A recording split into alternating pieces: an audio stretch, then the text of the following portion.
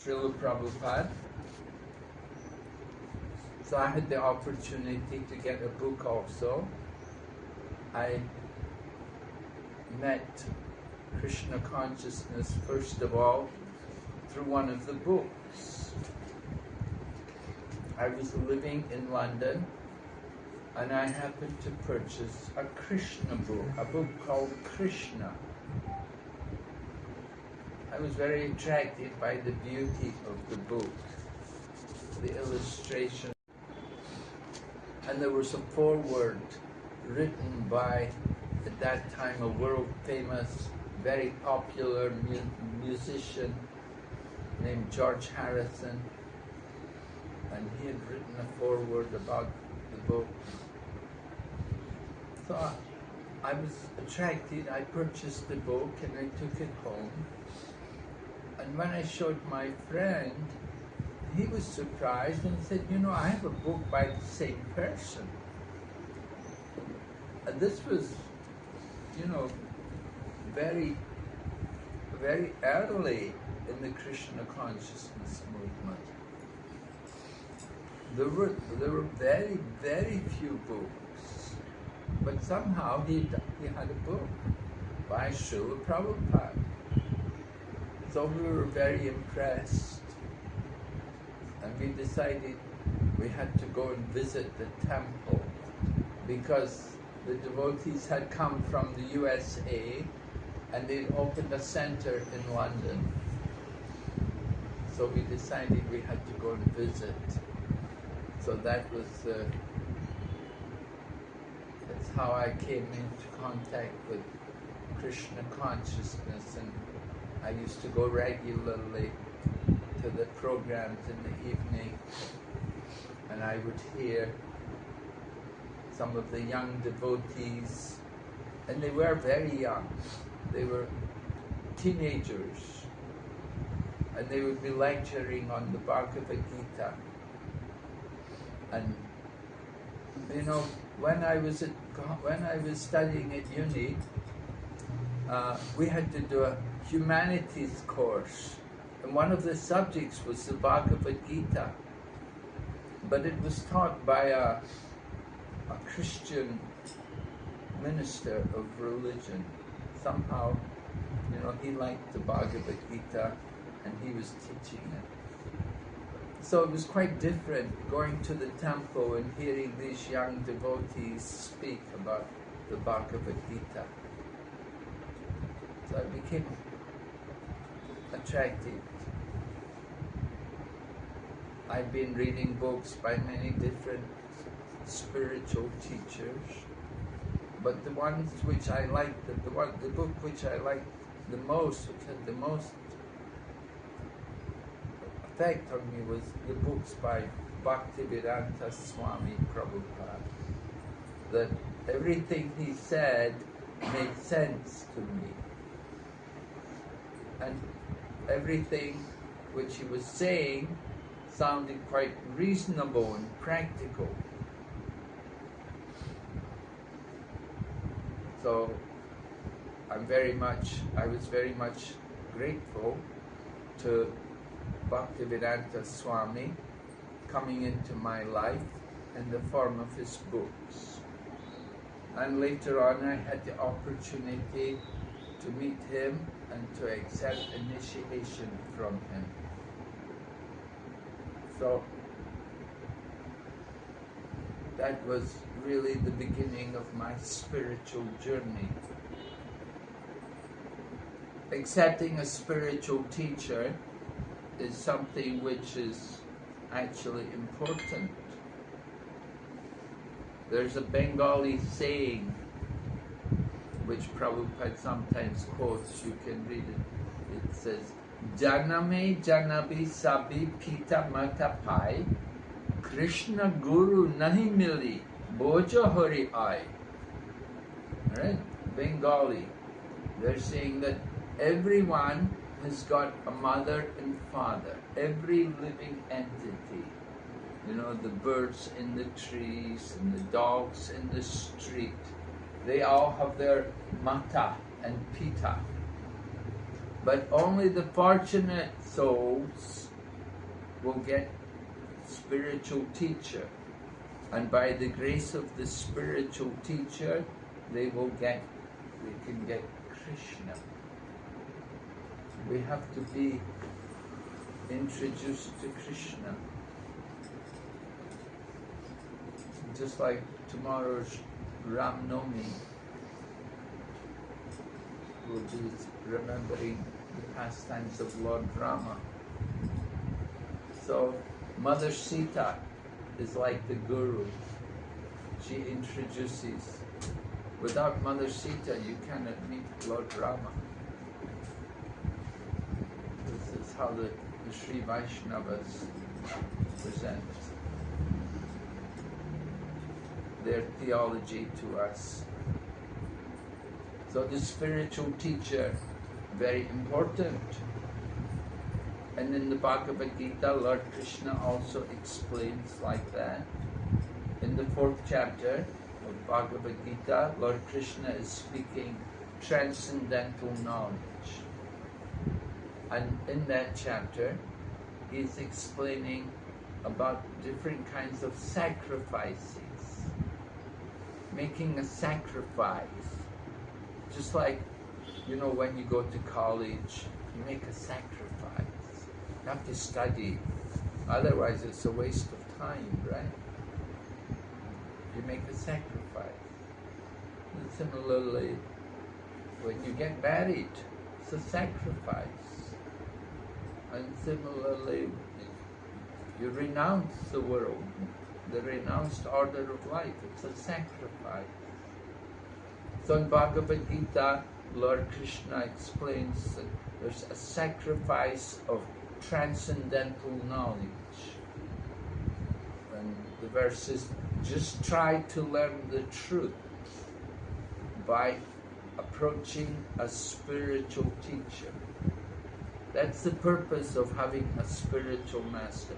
You want to understand the truth. There is relative truth and there is absolute truth. Relative truth is true today, not true tomorrow. We may say, oh, it's hot today. It might be cold, it might rain tomorrow. The weather will change. It's temporary. Absolute truth, it's true forever. Does not change. So the concept of absolute truth is something higher than just the concept of God. Because we know there are many gods, right? We have many different temples around Bangalore here. We see different temples, the Hanuman temples, Ganesh temples, Shiva temples, Durga temple. Which one is God? So the concept of God, there's so many gods. The God of rain, the God of wind, the God of knowledge. Which one is God? So I learned from Srila Prabhupada that the concept of absolute truth is something better to understand the nature of the Supreme. The absolute truth, that from which everything comes, and He's always existing. Before the creation, He is existing. After the annihilation, He is also present. He remains forever, unchanged. This is the absolute truth. It's a Satyam Param Dhimahi. So Satyam Param, the supreme truth. So in Bhagavad Gita, Lord Krishna is saying, just try to learn the truth by approaching a spiritual teacher. Now, there are many different kinds of teachers here. And they may also be known as spiritual teachers, but often they're teaching things which are not very spiritual. For example, you may get a lot of medical assistance from them. You go to them for Ayurvedic treatment. You go to learn some breath control to improve your health. That's not really spiritual. Although it can benefit you physically, materially, it's not spiritual. There is a material energy and there is a spiritual energy. What is actually spiritual? That has to be understood. What is actually spiritual means in relation to the absolute truth. So in the Srimad Bhagavatam, or the Bhagavad Purana, Lord Krishna is described as the absolute truth. And in Bhagavad Gita also, Arjuna understands Lord Krishna as the absolute truth. And Lord Krishna also declares himself to be the absolute truth. Matat parataram nanyat kinchid asti dhananjaya. Right? Lord Krishna is saying, there is no truth superior to me. Everything rests on me, just as beads are strung on a thread. Just like we devotees of Krishna, we like to wear kuntimala, tulsi necklaces around our neck. So, when the beads are properly strung, you don't see the thread, but there's a thread there holding all the beads together. So Lord Krishna uses this example in the Bhagavad Gita. He's saying, everything rests on me just like the beads are strung on a thread. It's a very appropriate example because the idea is that the beads are on the thread. You don't see the thread, you see the beads. In the same way, everything is resting on Krishna, but at the same time, Lord Krishna is hidden from everyone. He's hidden.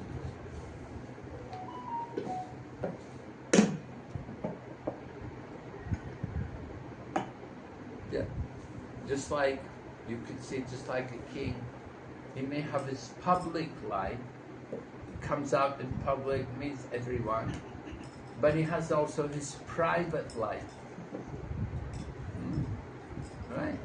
Everyone likes to have their private life.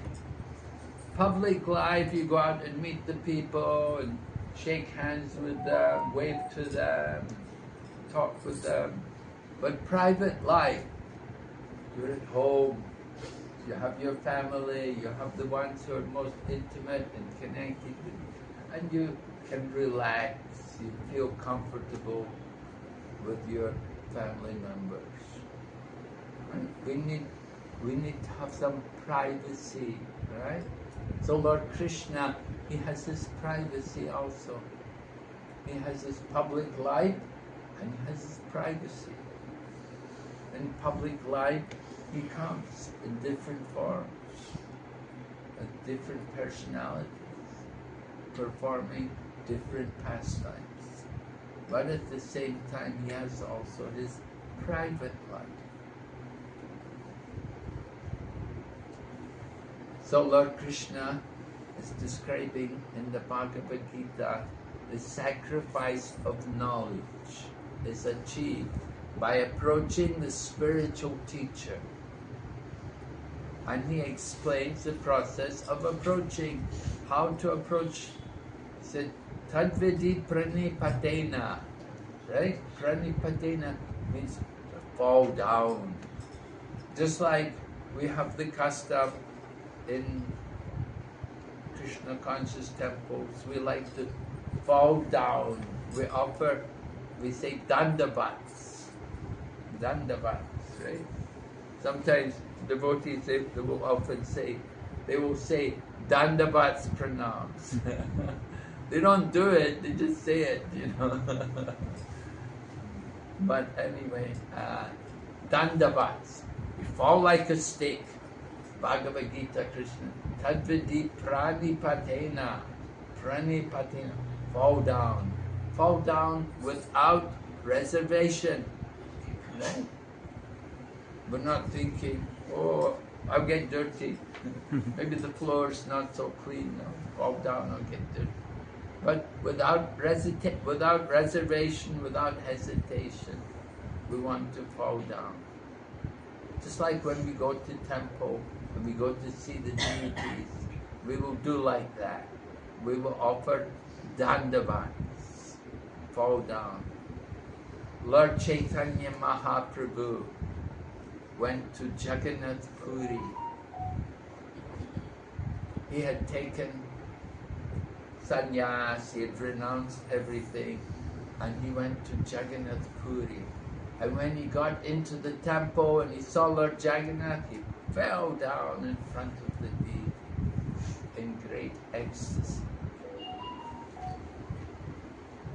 Just the other day I had the opportunity to go to a place called Dija in Bengal. The government of Bengal had built a temple which is a replica of the Jagannath Puri temple. And they have put deities of Jagannath, Baladev and Subhadra there. So it was nice. Usually because I'm not a Hindu by birth, so I'm not allowed entry into the temple of Puri. In Jagannath Puri, they're very strict about these things. They're orthodox, you can say. In Orissa, it's like that. Similarly, even the Lord Shiva temple at Bhubaneswar also, you cannot enter, non-Hindus. And then Shakshi Gopal, you won't get in there either, But anyway, Bengal have built a temple which is a replica of Jagannath Puri. And they've made it open to everyone. Non-Hindus or Hindus. You can all go and you can see Lord Jagannath. It's very nice. So I had the opportunity to go there and see Lord Jagannath there and to offer obeisances there.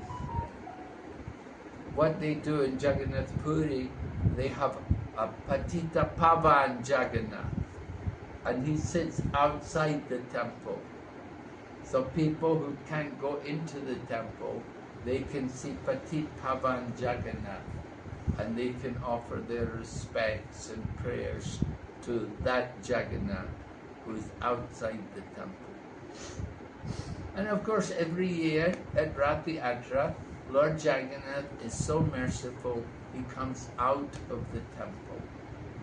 And when he comes out of the temple and rides on his chariot, he goes to Gundicha, everyone can see him. And everyone has a chance to approach him and offer worship and prayer.